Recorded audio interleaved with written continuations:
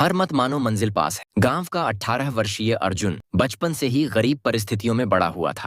उसके पिता एक छोटे किसान थे और उसकी माँ घर संभालती थी। अर्जुन बचपन से देखता आ रहा था कि कैसे उसके माता पिता दिन रात मेहनत करते थे, लेकिन उनकी आर्थिक स्थिति कभी नहीं सुधर पाई। एक दिन पिता ने अर्जुन से कहा, बेटा, हमारे पास ज्यादा कुछ नहीं है, लेकिन तुम्हारी शिक्षा ही हमारी सबसे बड़ी संपत्ति है। बस यह याद रखना, मेहनत और ईमानदारी ही तुम्हें बड़ा बनाएगी।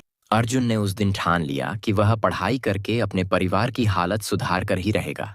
गांव से अपनी पढ़ाई पूरी करने के बाद अर्जुन ने शहर जाकर कॉलेज में दाखिला लिया, लेकिन समस्या यह थी कि उसके पास फीस भरने और रहने के लिए पर्याप्त पैसे नहीं थे। अर्जुन ने सोचा, अगर सपनों को पूरा करना है तो मुश्किलों से डरने का सवाल ही नहीं उठता। उसने दिन रात नौकरी ढूंढनी शुरू की। शुरुआत में उसे बहुत मना किया गया। कुछ लोग उसकी हालत देखकर हंसे भी। कई दिनों तक उसने खाली पेट रहकर संघर्ष किया। एक दिन एक ढाबे के मालिक ने उसकी स्थिति को समझा और उसे काम पर रख लिया। अब अर्जुन सुबह कॉलेज जाता, दोपहर को पढ़ाई करता और रात को ढाबे में काम करता। अर्जुन का शेड्यूल इतना व्यस्त था कि उसे आराम करने का भी समय नहीं मिलता। उसकी सेहत धीरे धीरे खराब होने लगी। कई बार उसे ऐसा लगता कि सब छोड़कर वापस गांव लौट जाए। एक रात जब वह काम के बाद अपनी झोपड़ी में बैठा था तो उसके मन में एक ख्याल आया, क्या मैं गलत कर रहा हूँ? क्या यह सब करने का कोई फायदा भी होगा?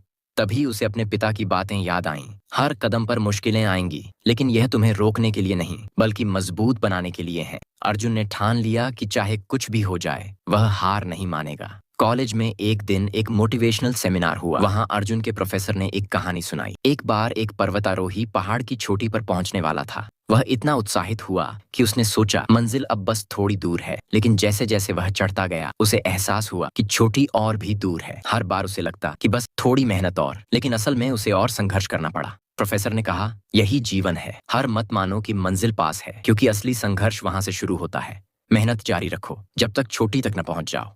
अर्जुन ने यह कहानी अपने जीवन पर लागू की और अपने प्रयासों को दोगुना कर दिया।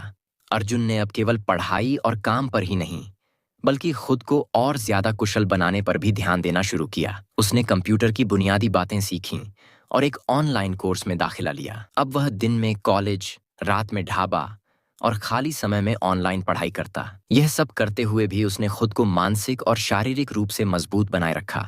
डिग्री पूरी होने के बाद अर्जुन ने एक बड़ी कंपनी में नौकरी के लिए आवेदन किया। यह उसकी जिंदगी का सबसे बड़ा इंटरव्यू था।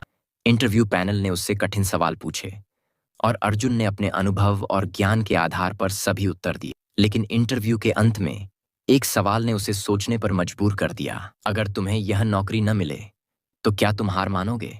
अर्जुन ने आत्मविश्वास के साथ जवाब दिया, जी नहीं, क्योंकि असफलता केवल यह सिखाती है कि मैं कितनी मेहनत कर सकता हूँ।